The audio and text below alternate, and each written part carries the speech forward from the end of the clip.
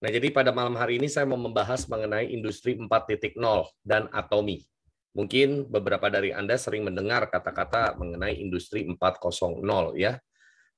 Tetapi mungkin sedikit daripada banyak orang yang mengatakan ini, tetapi mereka mungkin banyak yang tidak tahu ya. Lebih banyak orang yang tidak tahu dan tidak paham apa itu industri 4.0 ya, dan apa hubungannya dengan atomi di dalam era industri 4.0 ini.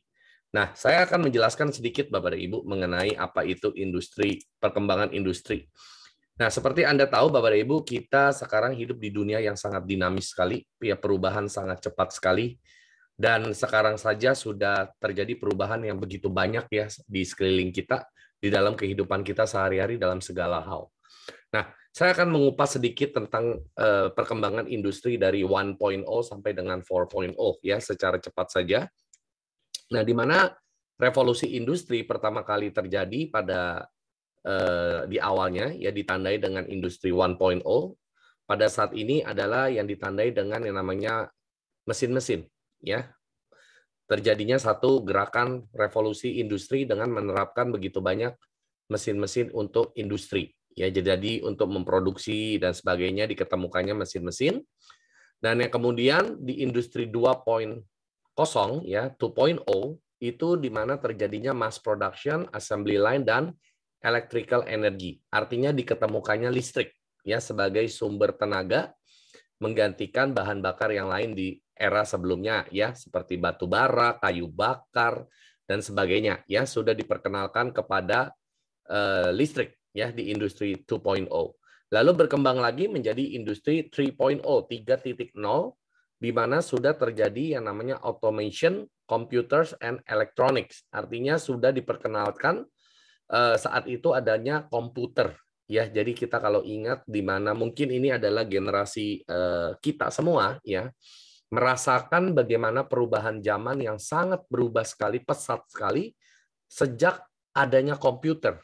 Ya, kalau mungkin dulu generasi orang tua kita mungkin masih menghitung dengan kalkulator, ya, mungkin masih melakukan pencatatan semua dengan manual, tetapi dengan adanya komputer semua menjadi lebih baik, ya. Saya ingat sekali waktu di awal saya belajar komputer di era tahun 90-an, itu sangat orang yang ngerti pakai komputer di saat itu tuh kelihatan canggih sekali gitu ya, karena masih di tahun 90-an awal itu masih barang langka gitu ya, tidak semua orang memiliki komputer, tidak semua orang paham menggunakan komputer ya. Walaupun bentuk komputer saat itu masih belum secantik sekarang ya. Tetapi itu sudah terjadi perubahan sangat signifikan sejak diterapkannya komputer ya, khususnya di dalam mengumpulkan data dan mengolah data-data ya. Nah, lalu terjadi lagi perubahan di era tahun 2000-an yaitu industri 4.0 ya, 4.0, di mana di sini cyber physical systems, Internet of Things, and networks. Ya, jadi kalau Anda lihat logo di bawah itu, kita semua sudah paham itu logo Wi-Fi. Ya. Kita sering kalau bawa handphone kemana-mana, kita pasti sangat cinta dengan logo itu. Ya, kita cari Wi-Fi gratisan. Ya. Nah, jadi Bapak dan Ibu, sejak adanya Internet, ini mengubah lagi bagaimana dunia kita beroperasi. Ya, sejak tahun 2000-an sampai hari ini. Dan ini akan bisa berlangsung mungkin lebih lama dari sekedar cuma 20 tahun ya, kemungkinan bisa 30 tahun sejak diketemukannya pertama internet ya. Nah, ini sudah merubah begitu banyak sekali dan satu dengan yang lain sekarang ini sudah terhubung dengan adanya networks ya, networks of jaringan internet ya, dan bahkan sudah menggunakan wireless ya, wireless connection yaitu seperti Wi-Fi salah satunya ya. Nah, jadi dengan diketemukannya sistem penghubung secara jaringan komputer dan internet ini mengubah dunia luar biasa sekali. Ya, terjadi otomatisasi, kita bisa mengakses apapun juga secara remote, artinya secara jarak jauh. Kita tidak perlu duduk di depan monitor seperti dulu ya, harus di depan komputer kita. Kita bisa melakukan apa saja dari mana saja, kapan saja, dan siapa saja, Bapak dan Ibu. Itu adalah satu kelebihan, satu perubahan zaman yang luar biasa. Ya, bahkan pabrik-pabrik besar juga mereka bisa sebagai owner bisa mengecek lah produksinya, bagaimana kinerja pabriknya, karyawan-karyawan yang bekerja, semua hanya dengan mengakses dari gadget mereka. Ya, ini adalah suatu hal yang tidak mungkin atau mustahil dilakukan di zaman industri 1.0, 2.0 dan 3.0 ya. Nah, jadi di industri 4.0 ini adalah dunia yang serba canggih Bapak dan Ibu ya. Dan sebenarnya di dunia ini sudah mulai mempersiapkan diri kepada industri 5.0 ya, tetapi saya tidak mau bahas itu dulu karena mungkin masih belum nyampe ke sana. Lebih baik kita fokus kepada industri 4.0. Nah, industri 4.0 ini ditandai dengan apa, Bapak dan Ibu? Ditandai dengan beberapa hal. Yang pertama adalah automatization. Artinya semua serba otomatis. Nah, Bapak dan Ibu bisa melihat ke sekeliling kita di dalam kehidupan kita sehari-hari betapa dunia kita itu serba otomatis ya saat ini ya. Saya terakhir sebelum pandemik waktu saya di Singapura karena kebetulan saya memang sering pulang pergi ke sana. Nah, saya ingat sekali waktu di airport itu sudah mulai ya waktu saya mau makan ke food court itu sudah tidak ada lagi yang namanya kasir. Ya, sudah tidak ada lagi namanya kasir, hanya sebuah mesin dan di situ tinggal kita pencet-pencet saja dan keluar semua menu yang dijual di food court tersebut.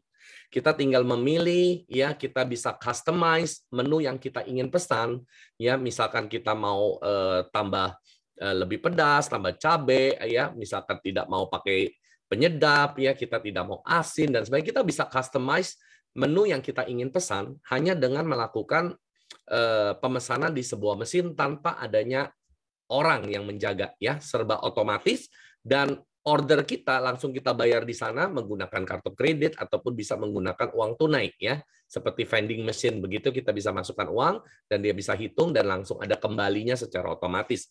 Nah, order tersebut langsung dikirimkan kepada stan-stan makanan yang terkait ya, jadi tidak akan nyasar. Jadi kalau misalkan kita pesennya nasi campur pasti akan pesanannya masuk ke kedai yang jual nasi campur. Kalau kita pesan bakmi, pasti itu akan ordernya masuk ke kedai yang jual bakmi. Seperti itu. Jadi semua sudah terorganisir dengan baik karena sistem dari komputer tersebut ya.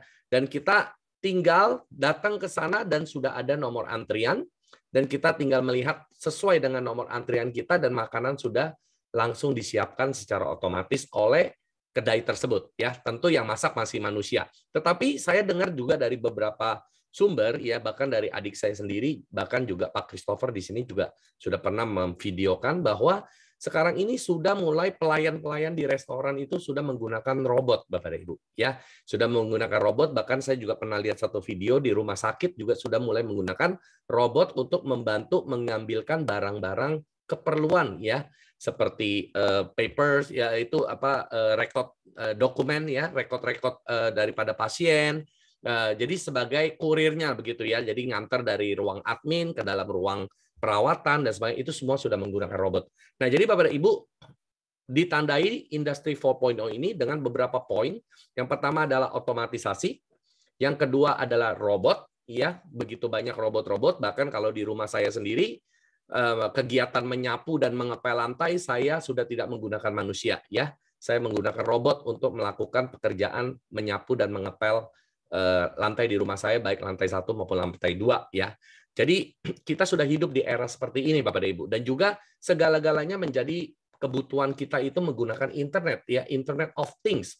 Apapun juga kita akan butuh internet Bapak Ibu saat ini ya, dan juga Internet of Systems, artinya semua sistem yang bekerja akan membutuhkan internet Bapak Ibu ya. Jadi saya sering dengar saat ini orang lebih tidak takut ketinggalan dompet daripada ketinggalan handphone. Ya, bahkan kalau hari ini kita tidak bawa kartu ATM pun tidak ada masalah. Ya, kalau dulu mungkin karena dompet itu berisi uang ya, karena kita kalau kemana-mana butuh bawa dompet karena kita butuh untuk sesuatu, kalau mendadak kita mau beli sesuatu kita bawa uang. Ya, tetapi dulu mungkin uang lama-lama nggak menjadi lebih penting karena ada yang namanya kartu debit dari bank ya. Kartu debit bank kita bisa gunakan untuk bertransaksi. Tapi sekarang kita tanpa kartu pun kita sudah bisa bertransaksi selama kita membawa handphone kita yang ada internet. Jadi kalau handphone yang zaman jadul, nggak ada internet, tentu ya, kalau nggak ada internet nggak bisa melakukan koneksi apapun juga. Nah, kita bisa mengambil uang, kita bisa bertransaksi, semua hanya menggunakan fasilitas yang ada terhubung dengan internet. Jadi Internet of Things and Internet of Systems. Nah, jadi Bapak dan Ibu sekalian, ini adalah beberapa hal yang ditandai di dalam perubahan di dalam era industri 4.0 ya. Nah, pertanyaan yang kemarin Bapak dan Ibu di acara dengan Chairman Park ya, ada satu pertanyaan yang ditanyakan adalah apakah Atomy akan bertahan 100 tahun ke depan. Nah, Bapak dan Ibu, saya ternyata research, saya mencari tahu dan menggali bahwa ternyata ada tulisan mengenai Atomy 100 tahun ke depan. Ini adalah suatu hal yang luar biasa. Sebenarnya pertanyaan kemarin sebenarnya nggak perlu ditanya ya, karena sudah ternyata itu udah pernah ditulis dan diulas jelas di Atomy sendiri gitu ya. Jadi kenapa harus ditanya lagi? Tapi nggak apa-apa, malam hari ini saya akan mengambil tulisan tersebut dan saya akan membagikan kepada Anda semua. Nah, menurut LG Economic Research Institute ya, mereka merilis satu report tentang condition for sustainable growth of a company. Jadi kondisi-kondisi bagi sebuah perusahaan yang ingin bertahan atau tahan lama di dalam pertumbuhan mereka ya. Nah, yang menyatakan bahwa untuk bertumbuh di era masa depan ini harus memenuhi 6 kondisi ya. 6 kondisi ini yang akan saya bahas kepada Bapak dan Ibu semua pada malam hari ini. Yang pertama adalah terus memperbarui model bisnisnya. Ya, harus selalu up to date model bisnisnya. Yang kedua adalah membuang gagasan bahwa aset material merupakan satu-satunya keunggulan kompetitif. Ya, ini artinya apa? Banyak perusahaan menganggap berapa harta yang mereka punya, berapa gedung yang mereka punya, berapa nilai barang yang mereka punya, itu adalah satu-satunya keunggulan yang mereka bisa banggakan ya, melawan persaingan-persaingan yang ada di luar ya, namanya aset material ya, artinya ya seperti gedung, uang tunai, barang, itu semuanya adalah aset material. Nah, yang ketiga adalah menawarkan produk dan layanan yang benar-benar diinginkan klien ya, artinya kita benar-benar harus mengetahui apa yang merupakan kebutuhan orang Bapak dan Ibu, bukan apa yang sekedar perusahaan itu mau jual, tetapi apa yang orang cari, orang butuh. Nah, kita sebagai perusahaan bisa memenuhi itu. Nah, yang keempat adalah menonjol dari kompetisi. Ya, kita tahu Bapak dan Ibu, perusahaan hari ini kalau ada satu perusahaan A yang maju, pasti ada perusahaan lain yang berusaha mengikuti. Ya, bahkan juga ada beberapa perusahaan yang mungkin juga mau menyaingi, bahkan kalau bisa melewati ya perusahaan yang lagi maju tersebut. Jadi kompetisi itu sangat-sangat ketat sekali ya di era sekarang, apalagi kita sudah hidup di era industri 4.0. Kita bisa mengakses semua data sangat terbuka sekali. Kita jangan gampang ya percaya dengan sesuatu. Kita bisa mengakses, kita bisa research, kita bisa mencari segala informasi yang kita butuhkan. Nah, ini akan membuka satu peta kompetisi yang sangat terbuka sekali ke semua orang. Ya, kita bisa mengetahui apa yang merupakan produk unggulan, apa yang merupakan rahasia daripada produk tersebut ya. Bahkan sampai kepada ingredient dan sebagainya kita bisa tahu ya dari ke internet Bapak dan Ibu. Nah, jadi apa yang membuat kita harus menonjol dari kompetisi? Nah, yang kelima adalah mencoba berbagai ide dan konsep. Nah, Bapak dan Ibu, sebuah perusahaan yang mau bertahan lama, dia harus sangat open mind, ya, sangat terbuka untuk bisa menerima satu perubahan dan menampung aspirasi seperti ide dan konsep-konsep yang baru. Banyak perusahaan yang sangat-sangat status quo, ya, tidak mau berubah, selalu menganggap apa yang mereka sudah terapkan selama ini benar. Nah, apalagi di era pandemik seperti ini, perusahaan-perusahaan seperti ini banyak yang sudah kolaps, ya, banyak yang sudah tutup karena mereka menganggap cara mereka yang lama masih up to date. Sedangkan kita tahu Bapak dan Ibu, sejak adanya pandemik 2 tahun terakhir ini mengubah banyak hal sekali di dalam kehidupan kita, ya, bukan hanya di Indonesia tetapi di seluruh dunia. Nah, perusahaan-perusahaan yang bisa mereka beradaptasi, menyesuaikan diri, ya, ini adalah perusahaan-perusahaan yang akan bisa bertahan dan sustain hingga waktu yang cukup lama ke depan. Nah, poin yang keenam untuk membuat perusahaan bisa bertahan itu adalah memiliki fleksibilitas di dalam mengimplementasi ide bisnis baru. Bapak dan Ibu, banyak perusahaan cuma menerima aspirasi tetapi tidak pernah mengimplementasi, ya. Mereka itu sangat kaku sekali, sangat lambat sekali untuk tanggap, ya, menerima ide, menerima masukan, iya, tetapi nggak tanggap. Artinya apa? Tidak melakukan apapun, dengar-dengar saja, tetapi tidak berubah, Bapak dan Ibu, ya. Ini adalah 6 poin yang ditulis oleh LG Economic Research Institute, ya, apabila perusahaan mau bertahan. Nah, sekarang saya akan kupas satu persatu related dengan Atomy, ya, 6 poin ini. Nah, yang pertama, pembaruan model bisnis berkelanjutan, ya. Nah, seseorang dapat berasumsi bahwa pelanggan dan pesaing hari ini akan tetap sama besok dan bahkan setahun kemudian.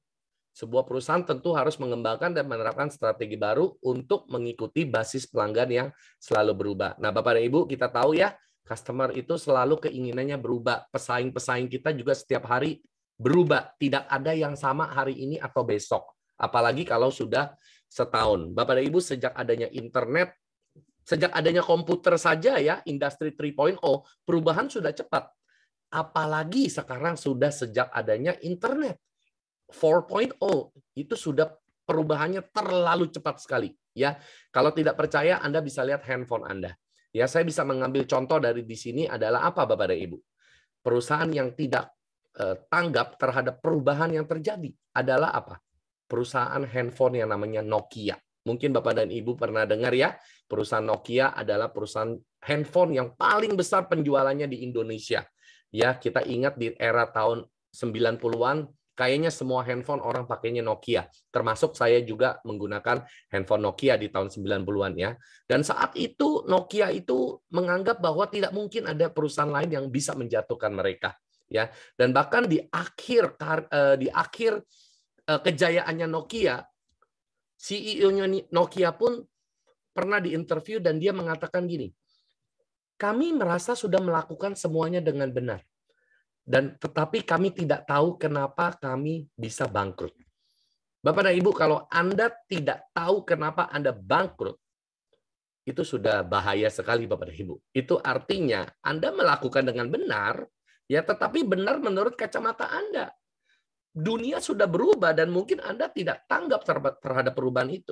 Nah, jadi Bapak dan Ibu, seperti ditulis di sini juga, sebuah perusahaan juga harus mengadopsi metode baru untuk mengalahkan persaingan. Nokia itu tidak sadar di saat itu kompetitor juga akan berusaha menjatuhkan dia. Ya, nah apa yang terjadi dengan Atomy? Nah sementara itu Atomy tidak pernah gagal untuk mematuhi satu prinsip yang selalu benar dengan Atomy meskipun pelanggan dan lingkungan persaingannya telah berubah. Ini adalah suatu poin yang luar biasa sekali Bapak dan Ibu. Kenapa Atomy tidak pernah gagal sampai hari ini? Karena dia memiliki prinsip absolute quality, absolute price. Ini adalah dua poin ya, absolute quality dan absolute price ini yang luar biasanya daripada bisnis Atomy ya dan perusahaannya itu. Yang tujuan bisnis utamanya adalah keberhasilan para anggotanya. Nah, Atomy mencoba untuk tetap berada di puncak tren pasar dan menyesuaikan diri dengan cepat terhadap perubahan, menghadirkan produk baru untuk pelanggannya berdasarkan kebutuhan mereka. Dan Atomy juga berusaha mendukung keberhasilan anggotanya dengan mengimplementasikan layanan baru dan inovatif seperti layanan easy and easy dan layanan berbasis IT lainnya untuk memfasilitasi bisnis mereka. Nah, Bapak dan Ibu, kita semua sudah merasakan kehebatannya Atomy. Ya, walaupun saya pribadi tidak lahir di era Atomy sebelum pandemi, tetapi saya banyak mendengar dari kisah para leader betapa hebatnya Atomy waktu adanya pandemik, waktu dimulainya pandemik. Ya, mereka sangat tanggap sekali dan mereka sangat cepat sekali untuk berubah langsung online bisnisnya, online seminarnya dijalankan dengan cepat, ya, tidak menunggu hingga sudah terjadi satu penurunan atau kemerosotan di dalam penjualan mereka. Nah, bahkan menurut data Bapak dan Ibu ya di tahun 2020 dan 2021, bahkan di era pandemik ini justru Atomy melakukan ekspansi yang luar biasa. Dan omset mereka selama 2 tahun pandemik ini justru meningkat sangat signifikan sekali. Ini yang harus menjadi satu poin yang kita analisa kenapa Atomy bisa demikian. Ya, karena dua prinsip tadi, yaitu absolute quality dan absolute price-nya membuat para customer adalah happy dengan produk-produknya dan tetap mau memakai produk-produk Atomy. Dan Atomy tanggap terhadap perubahan tersebut dan benar-benar mereka melakukannya, bukan cuma sekedar oh ya dunia berubah ya dan sebagainya, tetapi do nothing. Tetapi Atomy melakukannya, bekerja sama langsung mengadopsi online seminar, global seminar, dan sebagainya. Sehingga dunia menjadi terkoneksi, menjadi satu. Yang tadinya tidak terkoneksi, justru akibat pandemi global Atomy berkembang luar biasa sekali. Nah, ini adalah sesuatu yang luar biasa, ya, suatu ketanggapan dari manajemen, dari pusat Atomy di Korea terhadap perubahan. Ya, tidak heran kalau hari ini Atomy dari tahun ke tahun mencetak satu rekor yang baru di dalam global sales mereka. Ya. Nah, poin yang kedua, aset material tidak menyamai keunggulan kompetitif perusahaan. Aset terbesar Atomy adalah tekad kuat dari 16 juta anggotanya. Bapak dan Ibu, Satu hal yang menyenangkan waktu saya baca ini, Atomi menghargai kita sebagai para membernya. Dan kitalah yang merupakan aset termahal dari perusahaan ini. Ya, sedangkan banyak orang menganggap member-membernya itu bukan sebagai aset, tetapi sebagai sapi perah.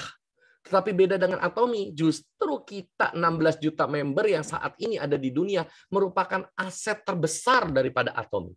Ini adalah satu kebanggaan dan satu kelegaan buat kita untuk mendengar hal ini.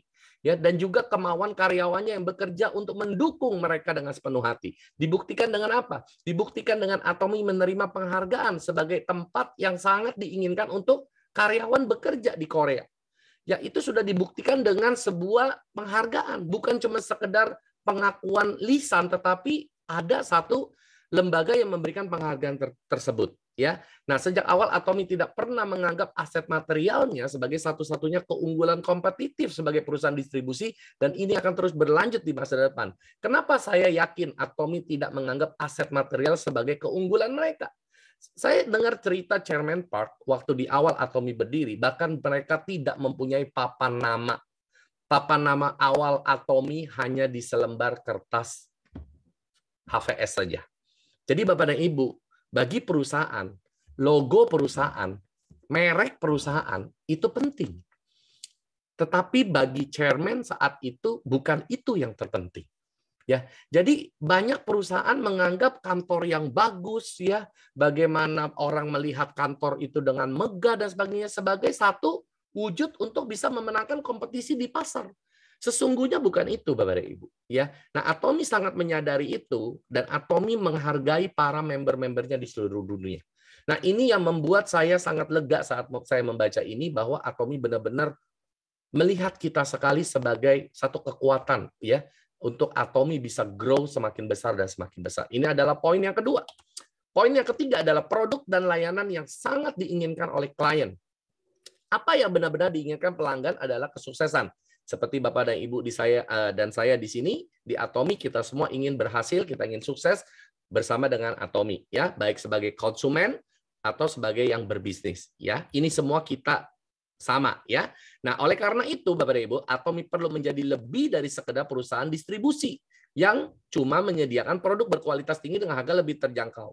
Ya, Atomi perlu melangkah lebih jauh untuk melakukan segala daya untuk menawarkan layanan yang membantu anggota kita berhasil. Ini yang kita telah lakukan di masa lalu dan akan terus kami lakukan di masa depan.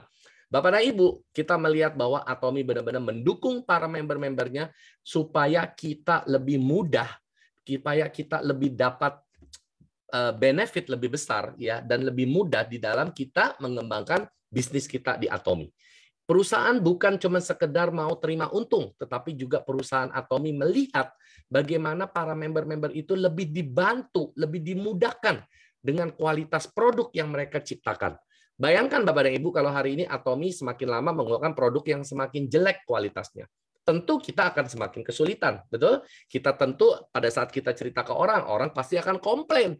Saya ada beli produk Atomi, tidak bagus. Dulu lebih bagus mutunya, sekarang sudah berubah dan sebagainya. Nah, Atomi sangat mengerti sekali dan sangat menjaga sekali kualitas daripada produk-produk mereka. Ya, bahkan dengan garansinya yang mereka berikan selama 30 hari jaminan uang kembali, ini adalah satu nilai lebih yang kita bisa cerita kepada calon konsumen Atomi yang akan kita ajak ke dalam bisnis Atomi. Nah, jadi Bapak dan Ibu, ini adalah sesuatu produk dan layanan yang diberikan kepada kita sebagai konsumen Atomi, ya, dan juga sebagai orang yang berbisnis di Atomi. Nah, ini adalah satu luar biasa sekali, ya. Berarti Atomi sangat peduli, ya, peduli sama para member-membernya, para konsumen-konsumennya.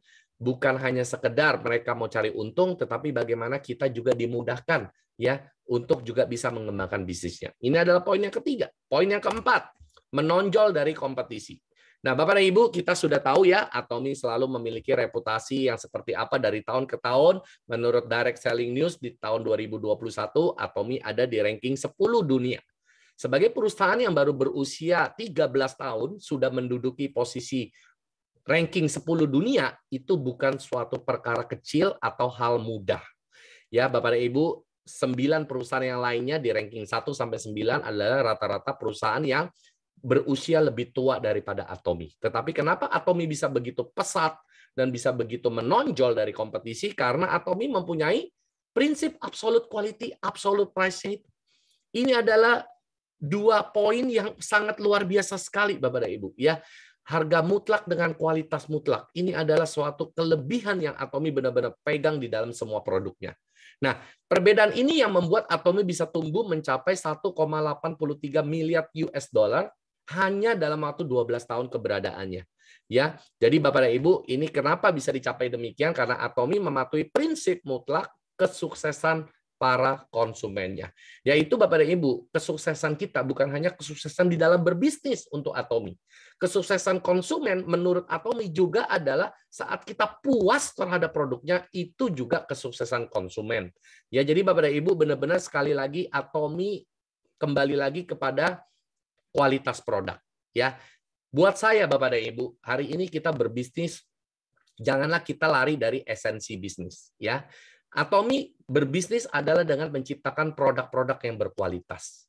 Selama Atomy menjaga kualitas produknya dengan absolute quality, absolute price-nya, saya percaya Atomy akan terus bertumbuh, Atomy akan terus besar. Karena kenapa Bapak dan Ibu? Banyak perusahaan yang melenceng. Setelah mereka mulai dikenal, setelah produknya mulai laku, mereka sudah tidak lagi menjaga kualitas dan sudah bergeser kepada profit oriented. Nah, jadi Bapak dan Ibu, Atomy tidak demikian. Sampai hari ini dia tetap menjaga bagaimana menciptakan kualitas produk yang mutlak dengan harga yang relatif lebih terjangkau daripada produk-produk yang ada di pasaran. Nah, ini yang membuat Atomy semakin lama semakin dikenal orang dan semakin lama semakin dicintai orang. Kita pun sebagai konsumen Atomy pasti akan jauh lebih setia menggunakan produk Atomy karena kualitas nggak pernah berubah-berubah. Harga selalu sama, tidak pernah ada sebentar-sebentar naik harga. Karena mereka benar-benar melakukan PR mereka, yaitu menghitung benar-benar, Bapak dan Ibu. Dan saya melihat dari video Chairman tidak pernah berpikir untuk bagaimana kalau tidak untung menaikkan harga, tetapi lebih kepada berjuang menegosiasi harga ke pabrik, ke Colmar. Nah, jadi Bapak dan Ibu, ini adalah suatu luar biasa pembelaan Chairman Atomy terhadap kita sebagai konsumen. Supaya jangan beban, jangan yang diberatkan adalah konsumen, tetapi biarlah mereka Atomy yang menanggung beban tersebut. Ini adalah suatu kelebihan daripada Atomy. Bapak dan Ibu harus menyadari hal ini. Ya, nah identitas Atomy sejak pendiriannya adalah yang membuatnya menonjol dari kompetisi dan memberi Atomy keunggulan, yaitu absolute quality dan absolute price. Nah, hari ini Bapak dan Ibu, Atomy itu sudah dikenal ya di dunia, sudah di 24 negara dengan posisi nomor 10 di dunia. Ini akan menjadi satu sorotan di mana-mana orang akan mulai melirik dan melihat dan mungkin mendengar tentang Atomy. Dan saya percaya Bapak dan Ibu di tahun 2022 di Indonesia ini kita sudah mulai bergerak sedikit demi sedikit kepada offline lagi. Dan saya yakin ini adalah waktunya bintangnya Atomy bersinar kembali Bapak dan Ibu ya. Nah, kalau Anda ingin menjadi bagian daripada sinar Atomy yang muncul di 2022-2023 ya, lakukanlah bisnis Atomy Anda lebih serius lagi ya, karena saya percaya ini adalah waktunya dan momennya Atomy untuk bersinar ya, karena kemarin ketutup dengan pandemi, sekarang sudah mulai bergeser kepada offline. Ini adalah timingnya untuk dalam 2 tahun ini Atomy benar-benar melebarkan sayapnya ke seluruh Indonesia ya. Kita tunggu saja. Nah, poin yang kelima Bapak dan Ibu, mencoba berbagai ide dan konsep. Bapak dan Ibu, ini adalah suatu hal yang luar biasa ya. Banyak inovasi terkemuka pasar telah muncul dengan mengajukan pertanyaan tentang hal-hal kecil dan sepele dan menentang pemikiran konvensional. Bapak dan Ibu, kita tahu pandemik ini sudah mematahkan begitu banyak konsep-konsep konvensional. Ya, sejak adanya online bisnis dan sebagainya, ini semua sudah membuktikan bahwa uang tetap ada di pasar. Transaksi tetap ada di pasar. Bukan berarti gara-gara pandemik orang tidak bertransaksi. Ya, tetapi orang memindahkan tempat mereka bertransaksi. Ya, itu saja, market shifting. Ya, terjadi satu perubahan dari pola biasanya orang pergi berbelanja secara ke toko, secara offline, mereka sudah bergeser dan nyaman karena sudah dibiasakan dalam 2 tahun ini. Nyaman menggunakan pembelanjaan secara online. Jadi Bapak dan Ibu, ya, dan juga kenapa sistem direct selling itu luar biasa, karena memangkas begitu banyak biaya-biaya yang timbul ya akibat rantai distribusi terlalu panjang. Ini yang menyebabkan kenapa harga Atomi bisa sebegitu terjangkaunya dengan kualitas yang sebegitu luar biasanya, karena Atomi tidak menggunakan pemasaran sistem rantai distribusi yang panjang, ya, dan terlalu banyak pihak-pihak di antaranya yang mau mengambil keuntungan. Nah, jadi Atomi telah menggunakan sistem pemasaran jaringan dari sudut pandang distribusi dengan melepaskan diri dari gagasan bahwa produk berkualitas harus dihargai dengan tinggi. Ya, jadi saya pernah dengar juga dari video chairman bahwa di luar banyak produk bagus dengan harga mahal. Tetapi bagaimana menciptakan produk bagus dengan harga yang lebih murah? Nah, itu adalah yang membuat Atomi kenapa berdiri. Karena kepedulian daripada chairman di awal untuk kita konsumen bisa menikmati barang berkualitas tinggi dengan harga yang relatif lebih murah. Ya, nah jadi Atomi telah membuat kita melihat pemasaran jaringan dari sudut pandang baru dengan memperkenalkan gagasan baru bahwa produk berkualitas tinggi harus dijual dengan harga yang wajar. Bapak dan Ibu, kita tahu perusahaan direct selling banyak sekali menjual produk-produk dengan harga yang wow, sangat fantastis dan tinggi sekali. Ya, produknya tidak ada pembanding, kita nggak tahu harga modalnya berapa, kita nggak tahu apa yang mereka bilang itu produknya berkualitas dan sebagainya. Kita nggak bisa ngecek, Bapak dan Ibu. Ya, tapi itu dulu, ya itu dulu. Sekarang dengan adanya internet kita bisa ngecek semuanya. Apakah benar produk yang mereka katakan produk berkualitas, produk harganya tinggi setinggi langit itu nilainya segitu? Ya, kita bisa ngecek semua saat ini. Ya, kalau dulu mungkin kita bisa dibohongin, ya, tapi sekarang tidak bisa lagi. Itu sebabnya Atomi tahu perubahan zaman seperti ini, sehingga dia akan memastikan produknya berkualitas tinggi dan dijual dengan harga wajar. Absolute price itu artinya harganya tidak mungkin bisa ditandingi. Ya, contohnya, ya, produk yang paling dikenal di Atomi yaitu Hemohim. Ya, ini adalah hasil dari pemikiran di luar kebiasaan, dan juga Atomi memiliki banyak ide untuk mewujudkan kesuksesan pelanggan seperti strategi GSGS, ya, global sourcing, global sales, dan proyek win-win, ya, beberapa dengan para vendor, para pabrik-pabrik, ya. Jadi Atomi bukan hanya perusahaan dengan ide, tetapi juga kemauan yang kuat untuk mewujudkan. Tadi saya sudah bilang, Bapak dan Ibu, ide boleh banyak, tapi kalau kita tidak pernah merealisasikan segala ide yang kita bikin, sia-sia, Bapak dan Ibu. Ya, semuanya hanya tinggal konsep, semua hanya tinggal wacana. Bapak dan Ibu, kita udah bosan, ya, mendengar wacana, mendengar ide, tetapi no action, talk only, Bapak dan Ibu. Tetapi tidak demikian dengan Atomi. Ya, Atomi benar-benar merealisasikan apa yang merupakan ide-ide brilian mereka. Ya, ini adalah poin yang kelima. Poin keenam, fleksibilitas dan implementasi yang cepat. Ya, Bapak dan Ibu, laju perubahan di pasar bisnis menjadi lebih cepat dari hari ke hari. Dengan demikian, perusahaan yang harus memiliki kemampuan untuk menyesuaikan diri dengan cepat. Nah, kita tahu Bapak dan Ibu, ya, sekarang kalau perubahan itu kayaknya kalau dulu mungkin membutuhkan puluhan tahun, kayaknya sekarang hanya membutuhkan hitungan bulan, bahkan mungkin minggu, Bapak dan Ibu, untuk mencapai satu persentase perubahan yang sama. Ya, sekarang semakin cepat sekali dunia kita berubah, Bapak dan Ibu. Kita nggak bisa lagi menerapkan cara yang sama, gaya yang sama dari tahun lalu bahkan. Ya, kita harus benar-benar menjadi kreatif dan menjadi inovatif, ya, di dalam mengembangkan bisnis kita. Ya, nah, pendekatan top down tradisional untuk manajemen bisnis membuat sulit untuk memiliki fleksibilitas dan kecepatan dalam operasi bisnis. Bapak dan Ibu, ini bicara lebih kepada manajemen daripada Atomi, ya. Nah, banyak perusahaan-perusahaan masih menggunakan top down secara tradisional method. Artinya apa? Artinya ada yang namanya CEO, ada yang namanya direktur, ada yang namanya manager, nanti ke level supervisor, lalu ke level staff dan sebagainya, dan semua hierarki itu harus jalur komunikasinya mengikuti, ya, hierarki tersebut. Nah, ini adalah top down manajemen, ya, top gaya yang sudah konvensional, udah kuno, ya. Nah, jadi Bapak dan Ibu, Atomi lebih membidik organisasi secara horizontal yang terstruktur sebagai komunitas hidup organik yang mirip dengan amoeba, ya. Amoebic organization structure itu adalah sistem manajemen daripada Atomi, ya, secara sistem seperti amoeba, ya, ada unit-unit kecil yang terintegrasi satu dengan yang lainnya, dan itu akan membuat lebih cepat, ya, di dalam mengadopsi satu perubahan dan melakukan sebuah tugas, ya. Nah, jadi menghilangkan departemen tradisional dan jabatan pekerjaan serta mendorong karyawan untuk berkomunikasi secara bebas dan langsung dengan supervisor mereka. Nah, ini adalah rahasia kenapa karyawan Atomi di seluruh dunia tidak banyak orang. Karena top down tradisional manajemen itu sudah ditinggalkan oleh mereka ya, karena itu melibatkan banyak sekali departemen yang hanya menjadi beban perusahaan dan tidak efektif dan efisien ya. Jadi Bapak dan Ibu, ini yang akhirnya mereka merubah menjadi sistem seperti AMUBA ya, Amobic Organizational Structure ya. Nah, sistem pendampingan terbalik ya atau mentoring juga merupakan salah satu contoh upaya Atomi untuk mendorong kemampuan merespons secara fleksibel terhadap laju pasar yang terus meningkat.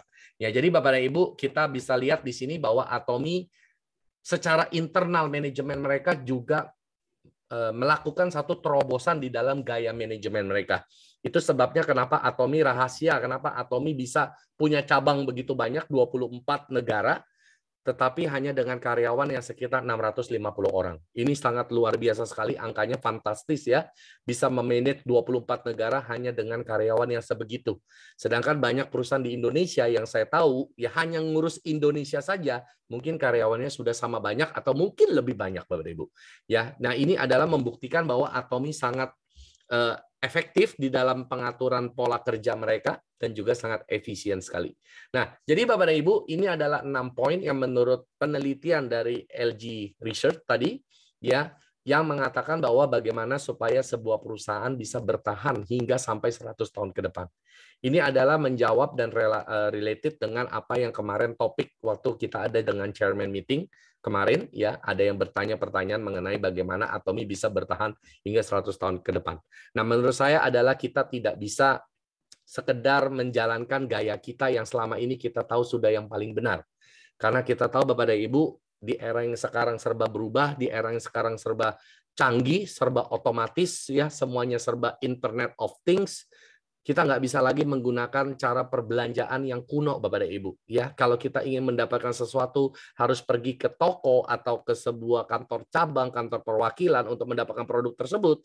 Kita akan ketinggalan dengan gaya online bisnis yang hanya melalui aplikasi, dan orang bisa memesan produk sesuka hati dimanapun mereka berada, dan produk akan dilakukan pengiriman kepada mereka tanpa harus mengurus logistik, karena logistik sudah dilakukan oleh Atomi. Ya, jadi Bapak dan Ibu, ini adalah kelebihan-kelebihan yang membuat perusahaan Atomi itu betapa luar biasa dan fantastisnya, dan ke depan Atomi akan tetap tanggap ya terhadap perubahan-perubahan yang terjadi. Ini yang membuat kita lega, Bapak dan Ibu ya, berbisnis di Atomi, karena kita tahu bahwa Atomi bukan perusahaan yang status quo ya, cuman maunya mengikuti gaya lama dan tidak mau ngikut terhadap perubahan. Ternyata Atomi sangat-sangat tanggap sekali terhadap perubahan dunia. Itu sebabnya kenapa kita bisa lihat secara bukti bahwa Atomi saat ini berada di posisi 10, ranking 10 di dunia ya, karena Atomi memang benar-benar sebuah perusahaan yang inovatif